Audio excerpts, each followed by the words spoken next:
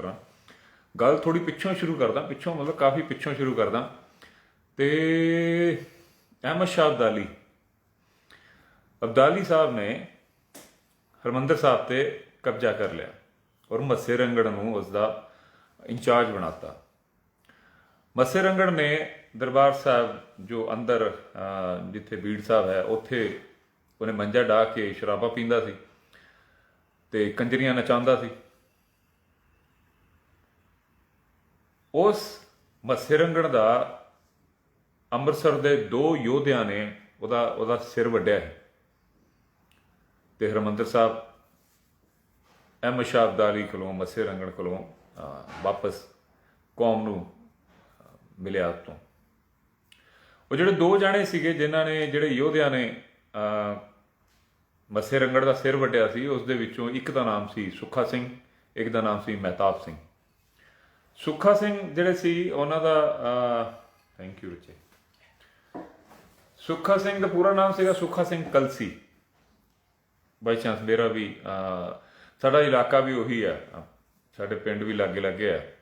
ਪਤਾ ਨਹੀਂ ਕੋਈ, ਮੈਂ ਕੋਈ ਦਾਅਵਾ ਨਹੀਂ ਕਰਦਾ ਨਾ, ਮੈਨੂੰ ਇਹਦਾ ਪਤਾ ਹੈ ਕਿ ਪਿੱਛੋਂ ਕਿਤੇ ਇੱਕ ਹੁੰਦੇ ਹੋਈਏ। ਦੂਸਰੇ ਜਿਹੜੇ ਸੀਗੇ ਮਹਿਤਾਬ ਸਿੰਘ, ਉਹਦਾ ਨਾਮ ਸੀ ਮਹਿਤਾਬ ਸਿੰਘ ਭੰਗੂ। ਮਹਿਤਾਬ ਸਿੰਘ ਭੰਗੂ ਜਿਹੜੇ ਸੀਗੇ ਉਹ ਮੱਸਾ ਰੰਗੜ ਦੀ ਸਟੋਰੀ ਫਿਰ ਕਿਸੇ ਦਿਨ ਕਿਸੇ ਪੂਰੇ ਕਿੱਦਾਂ ਬੀਕਾਨੇਰ ਤੋਂ ਹੁੰਦੇ ਹੋਏ ਕਿੱਦਾਂ ਇਹ ਹੋਇਆ ਸੀ, ਇਹ ਫਿਰ ਕਦੀ, ਅੱਜ ਮੁੱਦਾ ਕੁਛ ਹੋਰ ਹੈ। ਲੇਕਿਨ ਮਹਿਤਾਬ ਸਿੰਘ ਜਿਹੜੇ ਸੀਗੇ, ਸੁੱਖਾ ਸਿੰਘ ਮਹਿਤਾਬ ਸਿੰਘ ਵਿੱਚੋਂ, ਉਹਨਾਂ ਦੇ ਮਹਿਤਾਬ ਸਿੰਘ ਦੇ ਅੱਗੇ ਜਾ ਕੇ ਇੱਕ ਹੋਰ ਯੋਧਾ, ਬਹੁਤ ਵੱਡੇ ਯੋਧਾ ਹੋਏ, ਉਸ ਦਾ ਨਾਮ ਸੀਗਾ ਜਨਰਲ ਸੁਬੇਗ ਸਿੰਘ। ਜਨਰਲ ਸੁਬੇਗ ਸਿੰਘ ਹਿੰਦੁਸਤਾਨ ਦੀ ਆਜ਼ਾਦੀ ਤੋਂ ਪਹਿਲਾਂ ਵੀ ਆਜ਼ਾਦ ਹਿੰਦ ਫੌਜ ਦੇ ਵਿੱਚ ਲੜੇ। ਜਾਪਾਨ ਦੇ ਨਾਲ ਜਿਹੜੀ ਲੜਾਈ ਹੋਈ ਬਰਮਾ ਦੇ ਵਿੱਚ, ਬ੍ਰਿਟਿਸ਼ ਦੀ ਜਿਹੜੀ ਲੜਾਈ ਸੀਗੀ ਉਸ ਦੇ ਵਿੱਚ ਲੜੇ। ਬਹੁਤ ਸਾਰੇ ਅਵਾਰਡ ਮਿਲੇ ਇਹਨਾਂ ਨੂੰ। ਫਿਰ ਉਸ ਦੇ ਬਾਅਦ ਹੋਰ ਵੀ ਬਹੁਤ ਸਾਰੇ ਇਨਾਮ ਇਹਨਾਂ ਨੂੰ ਮਿਲੇ, ਅਵਾਰਡ ਮਿਲੇ। ਔਰ ਇਹਨਾਂ ਦਾ ਮੇਨ ਇੱਕ ਹੋਰ ਜਿਹੜੀ ਦੱਸਣਯੋਗ ਇਹਨਾਂ ਦੀ ਗੱਲ ਹੈ ਕਿ ਜਦੋਂ ਪਾਕਿਸਤਾਨ ਬਣਿਆ ਤਾਂ ਪਾਕਿਸਤਾਨ 2 ਜਗ੍ਹਾ 'ਤੇ ਸੀਗਾ, ਈਸਟ ਐਂਡ ਵੈਸਟ। ਜਿਹੜਾ ਅੱਜ ਬੰਗਲਾਦੇਸ਼ ਹੈ ਇਹ ਕਿਸੇ ਟਾਈਮ ਤੇ ਪਾਕਿਸਤਾਨ ਹੁੰਦਾ ਸੀ। ਤੇ ਪਾਕਿਸਤਾਨ ਨੂੰ ਬੰਗਲਾਦੇਸ਼ ਬਣਾਉਣ ਦੇ ਵਿੱਚ ਇੰਦਰਾ ਸਰਕਾਰ ਦੇ ਟਾਈਮ ਤੇ 2 ਬੰਦੇ ਉਸ ਦੇ ਹੀਰੋ ਸੀਗੇ ਉਸ ਬੰਗਲਾਦੇਸ਼ ਬਣਨ ਦੇ। ਇੱਕ ਦਾ ਨਾਮ ਸੀਗਾ ਜਨਰਲ ਜਗਜੀਤ ਸਿੰਘ ਅਰੋੜਾ ਜੋ ਆਰਮੀ ਨੂੰ ਲੀਡ ਕਰ ਰਹੇ ਸੀਗੇ ਇੰਡੀਆ ਦੀ ਤਰਫੋਂ ਦੀ, ਔਰ ਦੂਸਰੇ ਸੀਗੇ ਜਨਰਲ ਸੁਬੇਗ ਸਿੰਘ। ਜਨਰਲ ਸੁਬੇਗ ਸਿੰਘ ਜਿਹੜੇ ਕਿ ਹਿੰਦੀ, ਪੰਜਾਬੀ, ਇੰਗਲਿਸ਼, ਬਰਮੀ, ਗੜਵਾਲੀ, ਹੋਰ ਵੀ ਇਹਨਾਂ ਨੂੰ ਕਈ ਸਾਰੀਆਂ ਭਾਸ਼ਾ ਆਉਂਦੀਆਂ ਸੀ। ਇਹ ਸ਼ਾਬੇਗ ਅਲੀ ਬਣ ਕੇ ਬੰਗਲਾਦੇਸ਼ ਦੇ ਵਿੱਚ ਰਹੇ ਔਰ ਇਹਨਾਂ ਨੇ ਉੱਥੇ ਇੱਕ ਸੰਗਠਨ ਬਣਾਇਆ, ਇੱਕ ਲੋਕਾਂ ਦਾ ਇੱਕ ਸੰਗਠਨ ਤਿਆਰ ਕੀਤਾ ਜਿਸ ਦਾ ਨਾਮ ਸੀਗਾ ਮੁਕਤੀ ਵਾਹਿਨੀ। ਮੁਕਤੀ ਵਾਹਿਨੀ ਆਪਣੀ ਆਜ਼ਾਦੀ ਦੇ ਲਈ ਲੜਦੀ ਸੀ ਔਰ ਸੁਬੇਗ ਸਿੰਘ ਜੀ ਉਸ ਨੂੰ ਟ੍ਰੇਨ ਕਰਦੇ ਸੀਗੇ। ਜਦੋਂ ਪਾਕਿਸਤਾਨ ਬਣਿਆ ਤੇ ਦੁਨੀਆ ਦਾ ਸਭ ਤੋਂ ਵੱਡਾ ਆਰਮੀ ਦਾ ਸਰੈਂਡਰ ਹੋਇਆ। 91,000 ਆਰਮੀ ਦੇ ਜਵਾਨਾਂ ਨੇ ਜਨਰਲ ਜਗਜੀਤ ਸਿੰਘ ਅਰੋੜਾ ਦੇ ਸਾਹਮਣੇ ਸਰੈਂਡਰ ਕੀਤਾ। ਉਸ ਬੰਗਲਾਦੇਸ਼ ਵਾਰ ਦੇ 2 hero Jagjit Singh Arora, general Subeg Singh. General Subeg Singh ਜਿਹੜੇ ਸੀ ਉਹ ਅੱਗੇ ਜਾ ਕੇ ਫਿਰ ਉਹਨਾਂ ਨੇ ਇੰਦਰਾ ਦੇ ਨਾਲ ਉਹਨਾਂ ਦਾ ਕੌਨਫਲਿਕਟ ਸੀਗਾ। ਉਹਨਾਂ ਦਾ ਉਹਨਾਂ ਨੂੰ ਕੰਟਰੀ ਨਾਲ ਪਿਆਰ ਸੀ, ਨਾ ਕਿ ਦੇਸ਼ ਦੀ ਤਾਨਾਸ਼ਾਹ ਦੇ ਨਾਲ। ਜਿਨ੍ਹਾਂ ਨੂੰ ਨਹੀਂ ਪਤਾ ਮੈਂ ਦੱਸ ਦਿੰਦਾ ਕਿ ਜਿਹਨਾਂ ਨੂੰ ਲੱਗਦਾ ਕਿ ਮੋਦੀ ਬਹੁਤ ਵੱਡਾ ਤਾਨਾਸ਼ਾਹ ਹੈ ਤੇ ਇੰਦਰਾ ਇਸ ਦੇ ਪਿਓ ਦਾ ਵੀ ਪਿਓ ਸੀ, ਬਹੁਤ ਵੱਡੀ ਤਾਨਾਸ਼ਾਹ ਸੀ। ਤੇ ਇੰਦਰਾ ਨੇ ਜਦੋਂ ਇਹਨਾਂ ਨੂੰ ਐਮਰਜੈਂਸੀ ਦੇ ਟਾਈਮ ਤੇ, ਮੇਰੇ ਖਿਆਲ ਨਾਲ ਉਸ ਸਮੇਂ ਇਹ ਮੱਧ ਪ੍ਰਦੇਸ਼ ਦੇ ਆਰਮੀ ਦੇ ਚੀਫ ਸੀਗੇ, ਤੇ ਇਹਨਾਂ ਨੂੰ ਜਨਸੰਘ ਦੇ ਕਿਸੇ ਵੱਡੇ ਲੀਡਰ ਨੂੰ ਪਕੜਨ ਦੇ ਲਈ, ਅਰੈਸਟ ਕਰਨ ਦੇ ਲਈ ਇਹਨਾਂ ਨੂੰ ਬੋਲਿਆ। ਜਨਸੰਘ ਜਿਹੜਾ ਇਸ ਹੁਣ ਬੀਜੇਪੀ ਬਣ ਗਿਆ ਹੋਇਆ, ਬੀਜੇਪੀ ਦੇ ਇੱਕ ਵੱਡੇ ਲੀਡਰ ਨੂੰ ਅਰੈਸਟ ਕਰਨ ਲਈ ਬੋਲਿਆ ਤੇ ਇਹਨਾਂ ਨੇ ਬੋਲਿਆ ਕਿ ਆਰਮੀ ਇਸ ਕੰਮ ਲਈ ਨਹੀਂ ਹੁੰਦੀ, ਤੁਸੀਂ ਇਹ ਤੁਹਾਡਾ ਰਾਜਨੀਤਿਕ ਲੜਾਈ ਹੈ ਤੇ ਇਹਦੇ ਵਿੱਚ ਤੁਸੀਂ ਆਰਮੀ ਨੂੰ ਯੂਜ਼ ਨਹੀਂ ਕਰ ਸਕਦੇ। ਇਹਨਾਂ ਨੇ ਇੰਦਰਾ ਨੂੰ ਮਨਾ ਕਰਤਾ ਤੇ ਇੰਦਰਾ ਨੂੰ ਅੰਦਰੋਂ ਅੰਦਰ ਇਹਨਾਂ ਦੇ ਨਾਲ ਨਫ਼ਰਤ ਸੀਗੀ। ਇਹਨਾਂ ਨੂੰ ਪ੍ਰਮੋਸ਼ਨ ਨਹੀਂ ਦਿੱਤਾ ਗਿਆ। ਇਹ ਡਿਜ਼ਰਵ ਕਰਦੇ ਸੀਗੇ ਕਿ ਅੱਗੇ ਜਾ ਕੇ ਆਰਮੀ ਦੇ ਚੀਫ ਬਣਦੇ, ਲੇਕਿਨ ਨਹੀਂ ਬਣਨ ਦਿੱਤਾ ਗਿਆ। ਇਹਨਾਂ ਦੇ ਜੂਨੀਅਰ ਇਹਨਾਂ ਦੇ ਸੀਨੀਅਰ ਬਣਦੇ ਰਹੇ ਔਰ ਜਿੱਦਣ ਇਹਨਾਂ ਦਾ ਰਿਟਾਇਰਮੈਂਟ ਸੀਗਾ ਉਸ ਦਿਨ ਰਿਟਾਇਰਮੈਂਟ ਤੋਂ ਇੱਕ ਦਿਨ ਪਹਿਲਾਂ ਇਹਨਾਂ ਤੇ ਕਰਪਸ਼ਨ ਦੇ ਭ੍ਰਿਸ਼ਟਾਚਾਰ ਦੇ ਇਲਜ਼ਾਮ ਲਗਾ ਕੇ ਇਹਨਾਂ ਨੂੰ ਕੋਰਟ ਮਾਰਸ਼ਲ ਕਰ ਦਿੱਤਾ ਗਿਆ। ਕੋਰਟ ਮਾਰਸ਼ਲ ਜਦੋਂ ਹੁੰਦਾ ਆਰਮੀ ਦੇ ਵਿੱਚ ਤੇ ਜਵਾਨ ਦੀ ਜਾਂ ਜਿਸ ਦੇ ਉੱਤੇ ਵੀ ਹੁੰਦਾ ਉਸ ਦੀ ਬਹੁਤ ਉਸਨੂੰ ਇਨਸਲਟ ਫੀਲ ਕਰਾਈ ਜਾਂਦੀ ਹੈ। ਉਸਦੇ ਜਿਹੜੇ ਬੈਚਸ ਹੁੰਦੇ ਆ, ਉਸਦੇ ਜਿਹੜੇ ਮੈਡਲ ਹੁੰਦੇ ਆ, ਉਸਦੇ ਜਿਹੜੇ ਉਸਦੀ ਕੈਪ, ਉਸਦੇ ਬੈਲਟ ਬਹੁਤ ਗੰਦੇ ਤਰੀਕੇ ਦੇ ਨਾਲ ਉਤਾਰੀ ਜਾਂਦੀ ਹੈ। ਤੇ ਸਿਰਫ ਕਿਉਂ ਇਹ ਤੁਸੀਂ ਸਮਝ ਸਕਦੇ ਹੋ, ਉਹਨਾਂ ਨੂੰ ਇੱਕ ਦਿਨ ਪਹਿਲਾਂ 2500 ਰੁਪਏ ਦੇ ਕਰਪਸ਼ਨ ਦੇ ਵਿੱਚ ਉਹਨਾਂ ਦਾ ਕੋਰਟ ਮਾਰਸ਼ਲ ਹੋ ਗਿਆ। ਹਾਲਾਂਕਿ ਬਾਅਦ ਚੋਂ ਉਹਨਾਂ ਨੂੰ ਕਲੀਨ ਚਿੱਟ ਮਿਲ ਗਈ ਸੀ ਕੋਰਟ ਤੋਂ। ਤੇ ਉਹ ਆਪਣੇ ਇਨਸਾਫ ਦੇ ਲਈ ਜਿਨ੍ਹਾਂ ਨੇ ਪੂਰੀ ਜ਼ਿੰਦਗੀ ਦੇਸ਼ ਦੇ ਲਈ ਦਿੱਤੀ। ਇੱਕ ਗੱਲ ਵਿੱਚ ਮੈਂ ਹੋਰ ਭੁੱਲ ਗਿਆ, ਜਿੱਦਣ ਸ਼ੁਭੇਗ ਸਿੰਘ ਜੀ ਦਾ ਫਾਦਰ ਸਾਹਿਬ ਐਕਸਪਾਇਰ ਹੋਏ ਉਸ ਦਿਨ ਇਹ ਜੰਗ ਦੇ ਮੈਦਾਨ ਵਿੱਚ ਸੀਗੇ। ਇਹ ਚਾਹੁੰਦੇ ਤੇ ਫਾਦਰ ਦੇ ਦੇਹਾਂਤ ਉੱਤੇ, ਉਹਨਾਂ ਦੇ ਐਕਸਪਾਇਰ ਹੋਣ ਦੇ ਉੱਤੇ ਇਹਨਾਂ ਨੂੰ ਛੁੱਟੀ ਮਿਲ ਸਕਦੀ ਸੀਗੀ, ਲੇਕਿਨ ਵਾਪਸ ਨਹੀਂ ਆਏ। ਜੰਗ ਖਤਮ ਹੋਣ ਦੇ 15 ਦਿਨ ਬਾਅਦ ਇਹ ਘਰ ਪਹੁੰਚੇ। ਆਪਣੇ ਫਾਦਰ ਦਾ ਆਖਰੀ ਸਮੇਂ ਇਹਨਾਂ ਨੇ ਫੇਸ ਵੀ ਨਹੀਂ ਦੇਖਿਆ, ਮੂੰਹ ਵੀ ਨਹੀਂ ਵੇਖਿਆ। ਦੇਸ਼ ਦੇ ਲਈ ਲੜਦੇ ਰਹੇ ਔਰ ਬਾਅਦ ਚੋਂ ਇੱਕ ਤਾਨਾਸ਼ਾਹ ਦੀ ਵਜ੍ਹਾ ਦੇ ਨਾਲ ਇਹਨਾਂ ਨੂੰ ਇਹ ਆਪਣੇ ਇਨਸਾਫ ਦੇ ਲਈ ਬਹੁਤ ਸਾਰੇ ਉਸ ਸਮੇਂ ਦੇ ਲੀਡਰਾਂ ਦੇ ਕੋਲ ਗਏ। ਅਰਲੀ 80s ਦੇ ਵਿੱਚ ਕਿਸੇ ਨੇ ਵੀ ਇਹਨਾਂ ਦੀ ਮਦਦ ਨਹੀਂ ਕੀਤੀ। ਫਿਰ ਇਹ ਪੰਜਾਬ ਦੇ ਵੀ ਕਈ ਲੀਡਰਾਂ ਦੇ ਕੋਲ ਗਏ। ਆਖਿਰਕਾਰ ਇਹ ਸੰਤ ਜਰਨੈਲ ਸਿੰਘ ਭਿੰਡਰਾਂਵਾਲੇ ਤੋਂ ਬਹੁਤ ਜ਼ਿਆਦਾ ਇੰਪ੍ਰੈਸ ਨਹੀਂ ਸੀਗੇ, ਲੇਕਿਨ ਕਿਸੇ ਨੇ ਮੀਟਿੰਗ ਕਰਾਈ, ਇਹ ਮੀਟਿੰਗ ਹੋਈ। ਜਦੋਂ ਇਹ ਮਿਲੇ 2-4 ਮੀਟਿੰਗਾਂ ਦੇ ਵਿੱਚ ਇਹ ਸੰਤਾਂ ਤੋਂ ਬਹੁਤ ਇੰਸਪਾਇਰ ਹੋਏ, ਪ੍ਰਭਾਵਿਤ ਹੋਏ ਕਿ ਯਾਰ ਇਹ ਤਾਂ ਸਹੀ ਬੋਲਦੇ ਆ। ਔਰ ਅੱਗੇ ਜਾ ਕੇ ਇਹਨਾਂ ਨੇ ਜੋ ਖਾੜਕੂ ਸੀਗੇ ਉਹਨੂੰ ਟ੍ਰੇਨਡ ਵੀ ਕੀਤਾ, ਕਿਉਂਕਿ ਇਹ ਗੋਰਖਾ ਵਾਰ ਜਿਹੜੀ ਹੁੰਦੀ ਆ ਉਸ ਦੇ ਦੁਨੀਆ ਦੇ ਬੈਸਟ ਟ੍ਰੇਨਰ ਦੇ ਵਿੱਚੋਂ ਆਉਂਦੇ ਸੀਗੇ ਜਨਰਲ ਸ਼ੁਭੇਗ ਸਿੰਘ। ਇਹਨਾਂ ਨੇ 11 ਕੰਟਰੀਆਂ ਦੇ ਆਰਮੀ ਨੂੰ ਗੋਰਖਾ ਵਾਰ ਦੇ ਲਈ ਟ੍ਰੇਨ ਕੀਤਾ ਸੀਗਾ। ਹਿੰਦੁਸਤਾਨ ਹੀ ਨਹੀਂ, ਦੁਨੀਆ ਦੀਆਂ ਕੰਟਰੀਜ਼ ਦੇ ਆਰਮੀ ਨੂੰ ਇਹਨਾਂ ਨੇ ਟ੍ਰੇਨਿੰਗ ਦਿੱਤੀ ਹੋਈ ਸੀਗੀ। ਇਹ ਵਾਰ ਦੇ ਐਕਸਪਰਟ ਸੀਗੇ ਤੇ ਇਹਨਾਂ ਨੇ ਖਾੜਕਾਂ ਨੂੰ ਵੀ ਟ੍ਰੇਨਿੰਗ ਦਿੱਤੀ। ਤੇ ਜਦੋਂ ਬਲੂ ਸਟਾਰ ਹੋਇਆ ਉਸ ਦੇ ਵਿੱਚ ਆਰਮੀ ਨੂੰ, ਜਿਹੜਾ ਕੁਲਦੀਪ ਸਿੰਘ ਬਰਾੜ ਦੀ ਤੁਸੀਂ ਅਗਰ ਇੰਟਰਵਿਊ ਸੁਣੋਗੇ ਤਾਂ ਉਹ 'ਚ ਤੁਹਾਨੂੰ ਪਤਾ ਚੱਲੇਗਾ ਕਿ ਉਹਨਾਂ ਨੂੰ ਲੱਗਿਆ ਕਿ ਅਸੀਂ 1-2 ਘੰਟੇ ਦੇ ਵਿੱਚ ਹੀ ਦਰਬਾਰ ਸਾਹਿਬ ਦੇ ਉੱਤੇ ਵੀ ਕਬਜ਼ਾ ਕਰ ਲਾਂਗੇ, ਲੇਕਿਨ ਉਹ ਕਈ ਦਿਨ ਤੱਕ ਹੋਇਆ। ਔਰ ਉਸ ਦੇ ਵਿੱਚ ਹਿੰਦੁਸਤਾਨ ਦੇ 87 ਕਮਾਂਡੋਸ ਜਿਹੜੇ ਸੀਗੇ, ਜੋ ਬੈਸਟ ਫਾਈਟਰ ਹੁੰਦੇ ਆ, ਉਹਨਾਂ ਨੂੰ ਜਾਨਾਂ ਗਵਾਉਣੀਆਂ ਪਈਆਂ। ਇਸ ਦੇ ਨਾਲ ਕਰੀਬ 500 ਆਰਮੀ ਦੇ ਜਵਾਨ ਇਹਨਾਂ ਦੀਆਂ ਜਾਨਾਂ ਗਈਆਂ। ਹਾਲਾਂਕਿ ਇਹ ਸਰਕਾਰੀ ਫਿਗਰ ਹੈ, ਵੈਸੇ ਫਿਗਰ ਬਹੁਤ ਵੱਡੀ ਹੈਗੀ ਹੈ। ਖੈਰ, ਇਹ ਜਨਰਲ ਸ਼ੁਭੇਗ ਸਿੰਘ ਇਸ ਯੋਧੇ ਦਾ ਕਰਜ਼ਾ ਹਿੰਦੁਸਤਾਨ ਔਰ ਪੰਜਾਬ ਸਿੱਖ ਕੌਮ ਕਦੀ ਨਹੀਂ ਉਤਾਰ ਸਕਦੀ। ਇੰਨੇ ਵੱਡੇ ਯੋਧੇ ਸਾਡੀ ਕੌਮ ਵਿੱਚ ਹੋਏ।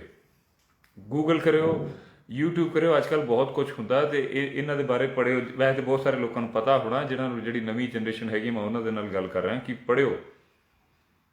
ਤੁਹਾਨੂੰ ਪਤਾ ਹੋਣਾ ਚਾਹੀਦਾ ਤੁਹਾਡਾ ਵਿਰਸਾ ਕੀ। ਉਹ ਮਸਾਰੰਗਣ ਵੀ ਪੜ੍ਹਿਓ, ਸੁੱਖਾ ਸਿੰਘ ਮਹਿਤਾਬ ਸਿੰਘ ਵੀ ਪੜ੍ਹਿਓ ਜਾਂ ਸੁਣਿਓ। ਅੱਜ ਕੱਲ੍ਹ ਈਜ਼ੀ ਹੋ ਗਿਆ, YouTube ਦੇ ਉੱਤੇ ਬੜੇ ਸਾਰੇ ਆਡੀਓਜ਼ ਹੁੰਦੇ ਆ, ਉਹ ਚਲਾ ਕੇ ਕਦੀ ਗੱਡੀ ਚਲਾ ਰਹੇ ਹੋ ਤਾਂ ਉਹਨਾਂ ਨੂੰ ਚੱਲਦਾ ਰਹਿੰਦਿਆ ਕਰੋ, ਤੁਹਾਨੂੰ ਪਤਾ ਚੱਲੇ ਤੁਹਾਡੀਆਂ ਜੜ੍ਹਾਂ ਕੀ ਹੈਗੀਆਂ। ਇੰਨੇ ਮਹਾਨ ਯੋਧੇ ਜਿਨ੍ਹਾਂ ਦੇ ਪੈਰ ਦੀ ਧੂਲ ਦਾ ਕਣ ਵੀ ਨਹੀਂ ਹੈਗੇ ਅਸੀਂ, ਤੇ ਉਹਨਾਂ ਦੇ ਪਰਿਵਾਰ ਦੇ ਵਿੱਚ ਕਿਆ ਰੱਬ ਨੇ ਕਰਾਮਾਤ ਦਿਖਾਈ ਕਿ ਉਹਨਾਂ ਦੇ ਪਰਿਵਾਰ ਦੇ ਵਿੱਚੋਂ ਇੱਕ ਕੁੜੀ ਹੈਗੀ, ਬੀਬੀ ਹੈਗੀ ਹੈ ਸੋਨੀਆ ਮਾਨ।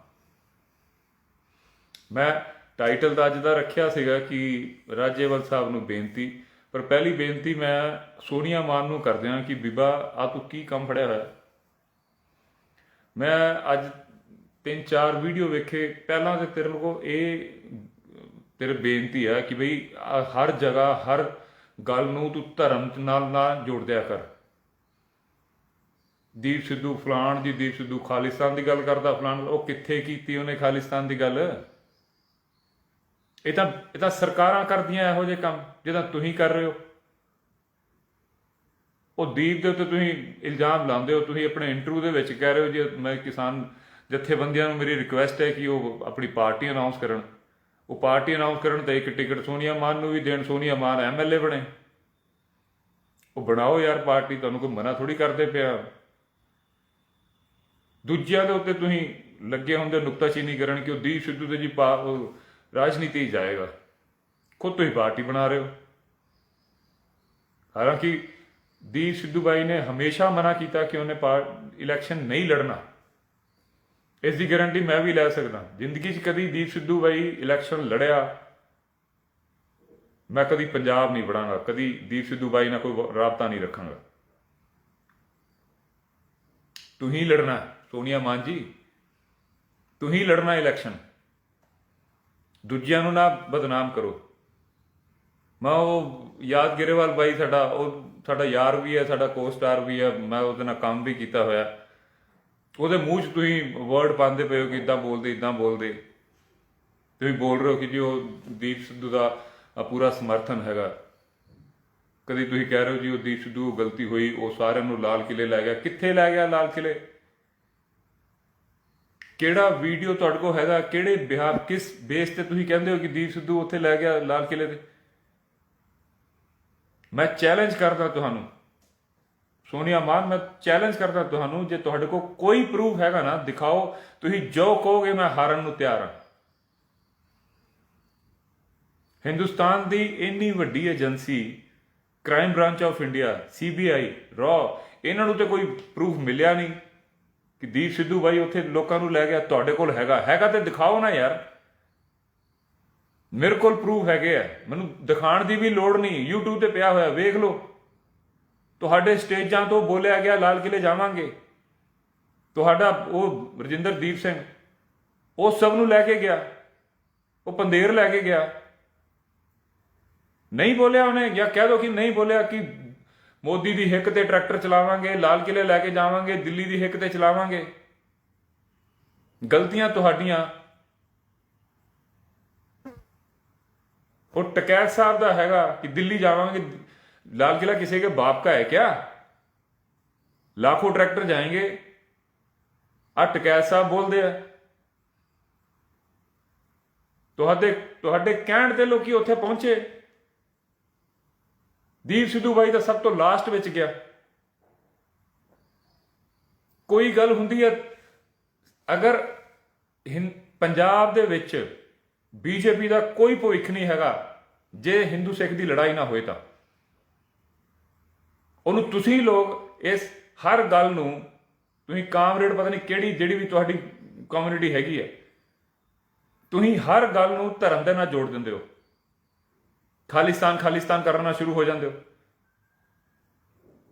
ਇੱਕ ਨਿਸ਼ਾਨ ਸਾਹਿਬ ਲਾਤਾ ਤਾਂ ਤੁਹਾਨੂੰ ਤਕਲੀਫ ਹੁੰਦੀ ਹੈ। ਅਰੇ ਉੱਥੇ 10 ਹਿੰਦੂ ਧਰਮ ਦੇ ਵੀ ਲਾ ਦੋ ਮੌਕਾ, ਦੁਬਾਰਾ ਕਦੀ ਜਾਓ। ਮੈਂ ਸਾਰੇ ਕਿਸਾਨ ਭਰਾਵਾਂ ਨੂੰ ਬੋਲਦਾ ਯਾਰ, ਉੱਥੇ ਤੁਸੀਂ ਸਿਰਫ ਨਿਸ਼ਾਨ ਸਾਹਿਬ ਨਹੀਂ ਲਾਣਾ, ਉੱਥੇ ਹਰਾ ਝੰਡਾ ਵੀ ਲਾਣਾ, ਉੱਥੇ ਭਗਵਾ ਵੀ ਲਾਣਾ। ਤੇ ਕੀ ਮਾੜੀ ਗੱਲ ਹੈ ਯਾਰ? ਕੋਈ ਖਾਲਿਸਤਾਨ ਕਰੀ ਜਾਂਦੇ। BJP ਅੱਜ ਅਗਰ ਪੰਜਾਬ 'ਚ ਨੂੰ ਇਲੈਕਸ਼ਨ ਲੜਨਾ ਹੋਏ ਨਾ ਕਿਸੇ ਵੀ ਜਗ੍ਹਾ ਤੇ, ਕੀ ਗੱਲ ਕਰੇਗੀ? ਕੀ ਕੀਤਾ ਉਹਨਾਂ ਨੇ? NRC ਬਣਾਈ, ਉਹ ਜੀ ਪੇਪਰ ਦੇਖਾਂਗੇ, ਦੇਖ ਲਓ 130 ਕਰੋੜ ਲੋਕਾਂ ਦੇ ਪੇਪਰ ਵੇਖ ਲਓ। 500 ਸਾਲ ਲੱਗਣਗੇ। ਨਾ NRC ਹੋਣਾ ਨਾ ਕੁਛ, ਸਿਰਫ ਰੌਲਾ ਪਾਣਾ ਸੀ। ਉਹ ਪੰਜਾਬ 'ਚ ਰੌਲਾ ਵੀ ਨਹੀਂ ਪੈਣਾ, ਕਿਤੇ ਵੀ ਨਹੀਂ ਪਾ ਸਕਦੇ। BJP ਨੇ ਜੋ ਕੁਛ ਕੀਤਾ ਸਟੇਜ ਤੇ ਜਾ ਕੇ ਬੋਲ ਸਕਦੇ ਆ? ਕੁਛ ਨਹੀਂ ਬੋਲ ਸਕਦੇ।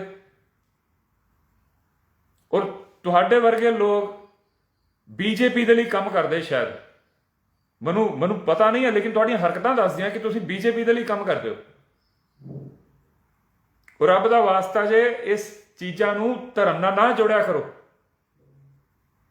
ਅਸੀਂ ਬਾਬੇ ਨਾਨਕ ਦੇ ਪੈਰੋਕਾਰ ਹਾਂ। ਮੈਂ ਗਾਰੰਟੀ ਲੈਣਾ ਦੀਪ ਸਿੱਧੂ ਬਾਈ ਦੀ ਵੀ ਨਾ, ਉਹ ਕਦੀ ਜ਼ਿੰਦਗੀ 'ਚ ਕਿਸੇ ਵੀ ਧਰਮ ਦੇ ਖਿਲਾਫ ਨਹੀਂ ਬੋਲੇਗਾ। ਅਰੇ ਧੋਣਾ ਵੜ ਦਿਓ ਯਾਰ ਸਾਡੀਆਂ, ਅਗਰ ਅਸੀਂ ਕਿਸੇ ਧਰਮ ਦੇ ਖਿਲਾਫ ਬੋਲੀਏ। ਸਾਨੂੰ ਹੱਕ ਹੀ ਨਹੀਂ, ਕਿਸੇ ਨੂੰ ਹੱਕ ਨਹੀਂ ਹੈ ਕਿਸੇ ਵੀ ਧਰਮ ਦੇ ਖਿਲਾਫ ਬੋਲਣ ਦਾ। ਅਸੀਂ ਬਾਬੇ ਨਾਨਕ ਨੂੰ ਮੰਨਦੇ ਹਾਂ, ਉਹਦੀ ਫਿਲਾਸਫੀ ਤੇ ਚੱਲਦੇ ਹਾਂ। ਜਦੋਂ ਇਹ ਜਾਤ ਪਾਤਾਂ ਜਿਹੜੀਆਂ ਸੀਗੀਆਂ ਇਹ ਸਿਖਰ ਤੇ ਸੀਗੀਆਂ, ਉਸ ਸਮੇਂ ਬਾਬੇ ਨਾਨਕ ਨੇ ਲੰਗਰ ਪ੍ਰਥਾ ਚਲਾਈ ਸੀ। ਉਸੇ ਲੰਗਰ ਦੇ ਵਿੱਚ ਅਸੀਂ ਵੀ ਬੈਠ ਕੇ ਲੰਗਰ ਖਾਂਦੇ ਹਾਂ। ਨਾਲ ਦਾ ਕੌਣ ਕਿਹੜੇ ਧਰਮ ਦਾ ਕਿਹੜੀ ਜਾਤ ਦਾ ਨਹੀਂ ਪੁੱਛ ਸਕਦੇ। ਗੁਰੂ ਗੋਬਿੰਦ ਸਿੰਘ ਜੀ ਨੇ ਜਦੋਂ 5 ਪਿਆਰੇ ਲਿੱਤੇ, ਅਲੱਗ-ਅਲੱਗ ਜਾਤਾਂ ਧਰਮਾਂ ਦੇ ਸੀਗੇ। ਹਰ ਗੱਲ ਨੂੰ ਜਿੱਥੇ ਕੋਈ ਗੱਲ ਹੁੰਦੀ ਹੈ ਸੜਿਆ ਪਿਆ ਦਿਮਾਗ ਯਾਰ। ਤੁਸੀਂ ਸਿੱਖ ਧਰਮ ਨੂੰ ਬਦਨਾਮ ਕਰਨ ਲਈ ਪੈਦਾ ਹੋਏ ਹੋ। ਮੈਂ ਫਿਰ ਕਹਿਣਾ, ਜੇ ਕਦੀ ਜ਼ਿੰਦਗੀ 'ਚ ਹਿੰਦੂ ਧਰਮ ਦੇ ਖਿਲਾਫ ਕਦੀ ਗੱਲ ਕਰਦੇ ਸੁਣ ਲਿਓ ਨਾ, ਗਰਦਨਾਂ ਵੜਾ ਦਿਓ ਸਾਡੀਆਂ। ਅਸੀਂ ਉਹਨਾਂ ਦੇ ਨਾਲ ਜੀਣਾ ਯਾਰ, ਉਹਨਾਂ ਦੇ ਨਾਲ ਕੰਮ ਕਰਦੇ ਹਾਂ, ਉਹਨਾਂ ਦੇ ਨਾਲ ਅਸੀਂ ਸਾਡੇ ਹਰ ਚੀਜ਼ ਉਹਨਾਂ ਦੇ ਨਾਲ ਜੁੜੀ ਹੋਈ। ਆਪਾਂ ਕਿਉਂ ਕਿਸੇ ਦੇ ਖਿਲਾਫ ਬੋਲਾਂਗੇ? ਸਾਡਾ ਮੁੱਦਾ ਸਰਕਾਰ ਨਾਲ ਹੁੰਦਾ। ਆਹੀ ਤੁਸੀਂ ਸੰਤਾਂ ਦੇ ਟਾਈਮ ਤੇ ਵੀ ਆਹੀ ਕੀਤਾ। ਉਹੀ ਸਰਕਾਰਾਂ ਨੂੰ ਚਾਹੀਦਾ ਹੁੰਦਾ, ਕਦੀ ਉਹਨੂੰ ਕਸ਼ਮੀਰ ਮੁੱਦਾ ਚਾਹੀਦਾ, ਕਦੀ ਪੁਲਵਾਮਾ ਚਾਹੀਦਾ, ਕਦੀ ਕਾਰਗਿਲ ਚਾਹੀਦਾ, ਕਦੀ ਬਲੂ ਸਟਾਰ ਚਾਹੀਦਾ।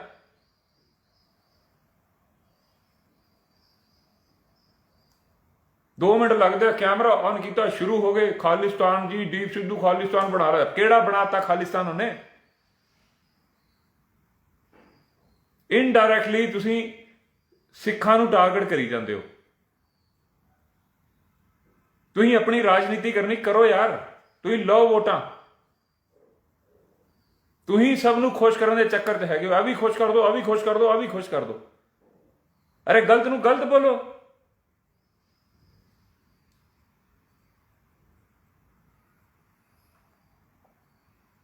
ਉਹ ਯਾਦ ਬਾਈ ਵਿਚਾਰਾ, ਉਹਨੂੰ ਕੋਈ, ਉਹ ਬੰਬੇ ਬੈਠਾ ਹੈ, ਉਹਦੀ ਦੋਸਤੀ ਹੈ ਉਹਦੇ ਨਾਲ, ਉਹਦੇ ਮੂੰਹ 'ਚ ਸ਼ਬਦ ਪਾਈ ਜਾ ਰਹੇ ਹੋ ਤੁਸੀਂ।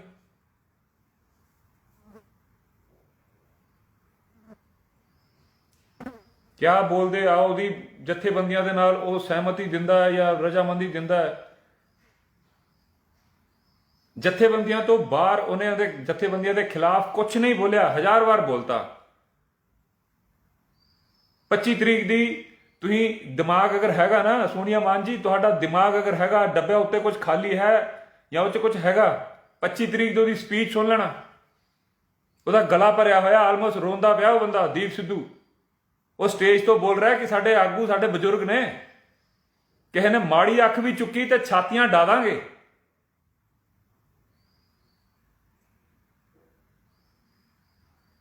ਉਹਨੂੰ ਤੁਸੀਂ ਮਾੜਾ ਕਹੀ ਜਾਂਦੇ ਹੋ, ਕੋਈ ਵਜ੍ਹਾ ਹੀ ਨਹੀਂ ਹੈ।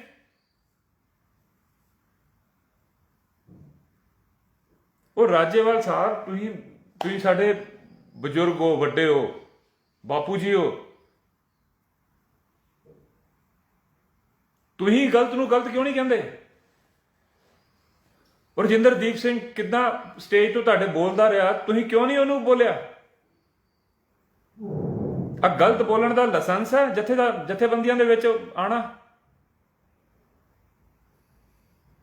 ਉਹਨੇ ਸਰੇਆਮ ਬੋਲਿਆ, ਜਾਵਾਂਗੇ ਜਾਵਾਂਗੇ ਜਾਵਾਂਗੇ। ਤੁਹਾਡੇ ਸਟੇਜਾਂ ਤੋਂ 1000 ਚੀਜ਼ਾਂ ਬੋਲੀਆਂ ਗਈਆਂ ਐਸੀਆਂ ਜਿਹੜੀਆਂ ਆਬਜੈਕਸ਼ਨੇਬਲ ਹੈਗੀਆਂ। ਮੈਂ ਨਹੀਂ ਬੋਲਣਾ ਚਾਹੁੰਦਾ ਇੱਥੇ। ਤੁਸੀਂ ਇੱਕ ਪਰਿਵਾਰ ਦੇ ਤੁਸੀਂ ਮੁਖੀ ਹੋ ਰਾਜੇਵਾਲ ਸਾਹਿਬ। ਮੈਂ ਤੁਹਾਨੂੰ ਹੱਥ ਜੋੜ ਕੇ ਪੈਰੀ ਪੈ ਕੇ, ਮੈਂ ਪਹਿਲਾਂ ਵੀ ਇੱਕ ਜਗ੍ਹਾ ਬੋਲਿਆ ਕਿ ਯਾਰ ਇੱਕ ਮੰਨ ਲਓ ਇੱਕ ਵੱਡਾ ਪਰਿਵਾਰ ਹੈ, ਇੱਕ ਜੁਆਇੰਟ ਫੈਮਿਲੀ ਇੱਕ ਜਗ੍ਹਾ ਤੇ ਰਹਿੰਦੀ ਹੈ, ਜਿੱਥੇ ਇੱਕ ਦਾਦਾ ਹੈ, ਉਹਦੇ ਭਰਾ ਵੀ ਨੇ ਛੋਟੇ, ਉਸਦੇ ਪੁੱਤ ਨੇ, ਤਾਏ ਚਾਚੇ ਵੀ ਉੱਥੇ ਰਹਿੰਦੇ ਆ, ਭੂਆ ਵੀ ਉੱਥੇ ਹੈਗੀਆਂ ਨੇ, ਦਰਾਣੀਆਂ ਜਠਾਣੀਆਂ ਵੀ ਨੇ, ਉਹਨਾਂ ਦੇ ਬੱਚੇ ਵੀ ਨੇ। ਔਰ ਅਗਰ ਉਹ ਲੜ ਪਏ ਨੇ ਤੇ ਦਾਦਾ ਜੀ ਮਨਾ ਕਿਸੇ ਨੂੰ ਗੁੱਸਾ ਕਰ ਲੈਣ, ਉਹ ਕਿਸੇ ਦਾ ਕੰਨ ਫੜ ਕੇ ਅਗਰ ਮਨਾਣਾ, ਕੰਨ ਫੜ ਕੇ ਮਨਾ ਲਓ। ਕਿਸੇ ਨੂੰ ਪਿਆਰ ਨਾਲ ਮਨਾਣਾ, ਉਹਨੂੰ ਪਿਆਰ ਨਾਲ ਮਨਾ ਲਓ।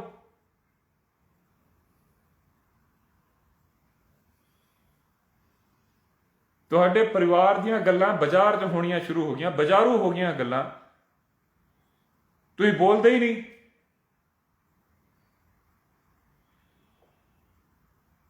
ਅੱਜ ਮੈਂ ਸੁਣਿਆ ਕਿ ਉਹ ਲੱਖੇ ਸਿਧਾਣਾ ਅਗਰ ਮਾਫੀ ਮੰਗ ਲੇ ਤੇ ਉਹ ਅਸੀਂ ਉਹਨੂੰ ਮਾਫ ਕਰ ਦਾਂਗੇ, ਫਿਰ ਉਹ ਸਟੇਜ ਤੇ ਬੋਲ ਲਵੇ, ਉਹਨੂੰ ਅਸੀਂ ਗਾਈਡਲਾਈਨ ਦੇਵਾਂਗੇ ਉਹਨੇ ਕੀ ਕਰਨਾ ਕੀ ਨਹੀਂ ਕਰਨਾ।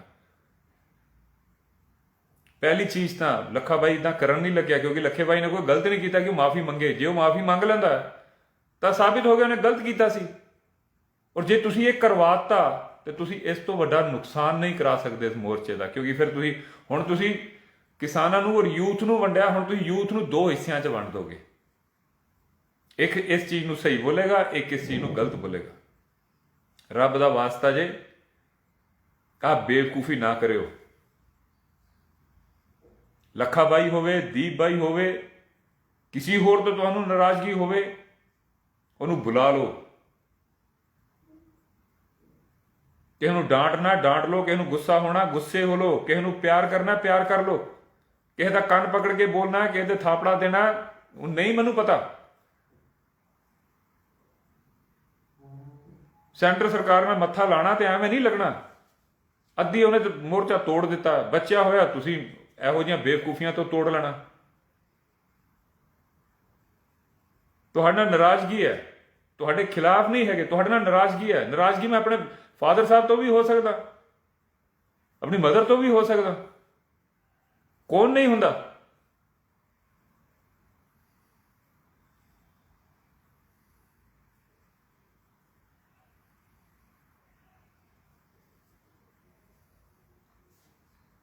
ਤੁਹਾਡੇ ਹੱਥ ਬੰਨੇ। ਜੇ ਸੈਂਟਰ ਸਰਕਾਰ ਦੇ ਨਾਲ ਲੜਨਾ ਹੈ, ਜੇ ਕਾਲੇ ਕਾਨੂੰਨ ਵਾਪਸ ਕਰਾਣੇ ਆ, ਤੇ ਸਾਰਿਆਂ ਨੂੰ ਨਾਲ ਲੈ ਲਓ। ਮਾਫੀ ਲੱਖੇ ਸਿਧਾਣੇ ਬਾਈ ਨੂੰ ਮੰਗਣ ਦੀ ਲੋੜ ਨਹੀਂ ਹੈ। ਮੈਂ ਵੀ ਨਹੀਂ ਕਹਿੰਦਾ ਕਿ ਉਹਦੇ ਕੋਲੋਂ ਮਾਫੀ ਮੰਗਾ ਲਓ ਜਾਂ ਇਹਦੇ ਕੋਲੋਂ ਮਾਫੀ ਮੰਗਾ ਲਓ, ਜਾਂ ਜਿਹਨੇ ਗੱਦਾਰ ਬੋਲੇ ਉਹਦੇ ਕੋਲ ਮਾਫੀ ਮੰਗਵਾ ਲਓ। ਅੰਦਰ ਬਹਿ ਕੇ ਜੋ ਕਰਨਾ ਉਹਦਾ ਕਰ ਲਓ।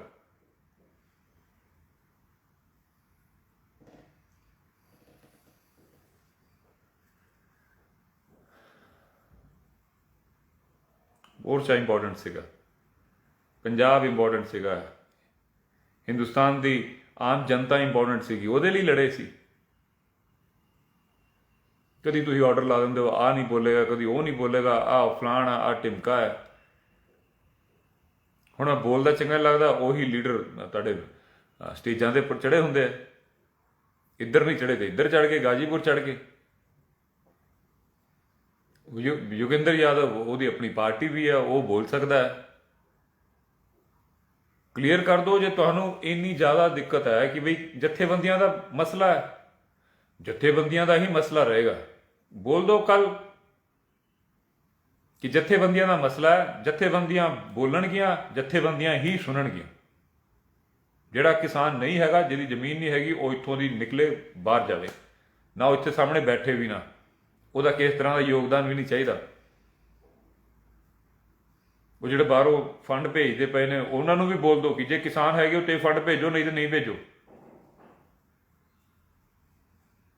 ਅਸੀਂ ਫੰਡ ਲੈ ਲਾਂਗੇ, ਸਪੋਰਟ ਲੈ ਲਾਂਗੇ, ਯੋਗਦਾਨ ਸਾਰਾ ਲੈ ਲਾਂਗੇ। ਔਰ ਲੜਾਈ ਤਾਂ ਤੁਹਾਡੀ ਹੈ, ਤੁਹਾਡੀ ਹੈਲਪ ਨੂੰ ਆਏ, ਭਾਵੇਂ ਸਿੰਗਰ ਹੈ, ਐਕਟਰ ਹੈ, ਜੋ ਮਰਜ਼ੀ ਲੋਕ ਸੀਗੇ। ਕੱਲ ਨੂੰ ਸਰਕਾਰ ਦੇ ਨਾਲ ਜਦੋਂ ਵੀ ਇਹਨੂੰ ਨਜਿੱਠਣਾ ਹੋਏਗਾ ਤੇ ਤੁਸੀਂ ਜਾਣਾ, ਜਥੇਬੰਦੀਆਂ ਨਹੀਂ ਜਾਣਾ, ਦੀਪ ਬਾਈ ਨੇ ਨਹੀਂ ਜਾਣਾ, ਲੱਖੇ ਬਾਈ ਨੇ ਨਹੀਂ ਜਾਣਾ। ਖਾਲਸਾ ਜਾ ਕੇ ਥੋੜੀ ਗੱਲ ਕਰਨ ਲੱਗੇ ਨੇ, ਜਾਂ ਉਦੋਖੇਬਾਜੀ ਥੋੜੀ ਜਾਣ ਲੱਗੇ, ਜਾਂ ਹੋਰ ਕੋਈ ਵੀ ਨੇ। ਅਜਮੇਰ ਸਿੰਘ ਜੀ ਨੇ, ਮਨਦੀਰ ਸਿੰਘ ਜੀ ਨੇ, ਹੋਰ ਬੜੇ ਸਾਰੇ ਉੱਗੇ ਬੰਦੇ ਹੈਗੇ ਪੰਜਾਬ ਦੇ, ਉਹਨਾਂ ਨੇ ਥੋੜੀ ਕਿਸੇ ਨੇ ਜਾਣਾ, ਤੁਸੀਂ ਜਾਣਾ। ਕਿਉਂਕਿ ਇਹ ਮਸਲਾ, ਮੈਂ ਕਿਉਂ ਜੁੜਿਆ ਹੋਇਆ, ਮੈਂ ਇਸ ਲਈ ਜੁੜਿਆ ਹੋਇਆ ਕਿਉਂਕਿ ਇਹ ਮਸਲਾ ਇੱਕ ਆਮ ਹਿੰਦੁਸਤਾਨੀ ਦਾ ਹੈ। ਆਮ ਬੰਦਾ ਇਹਦੇ ਵਿੱਚ ਪਿਸੇਗਾ। ਜਿੱਦਾਂ ਐਜੂਕੇਸ਼ਨ ਸਿਸਟਮ ਨੂੰ ਇਹਨਾਂ ਨੇ ਮਾਰ ਕੇ ਰੱਖ ਦਿੱਤਾ, ਜਿਸ ਤਰ੍ਹਾਂ ਇਹਨਾਂ ਨੇ ਮੈਡੀਕਲ ਲਾਈਨ ਨੂੰ ਮਾਰ ਕੇ ਰੱਖ ਦਿੱਤਾ, ਉਸ ਦੇ ਵਿੱਚ ਪ੍ਰਾਈਵੇਟ ਸੈਕਟਰ ਨੂੰ ਪਾ ਕੇ ਉਹ ਖਤਮ ਕਰ ਦਿੱਤੇ, ਜਾਂ ਉਸ ਨੂੰ ਇੱਦਾਂ ਇੱਕ ਧੰਦਾ ਬਣਾ ਕੇ ਰੱਖ ਦਿੱਤਾ। ਹੁਣ ਫੂਡ ਸੈਕਟਰ ਨੂੰ ਧੰਦਾ ਬਣਾ ਦੇਣਗੇ। ਮੈਂ ਸਿਰਫ ਇਸ ਲਈ ਸਪੋਰਟ ਕਰਦਾ, ਔਰ ਇਸੇ ਕਰਕੇ ਸਾਰੇ ਲੋਕ ਸਪੋਰਟ ਕਰਦੇ।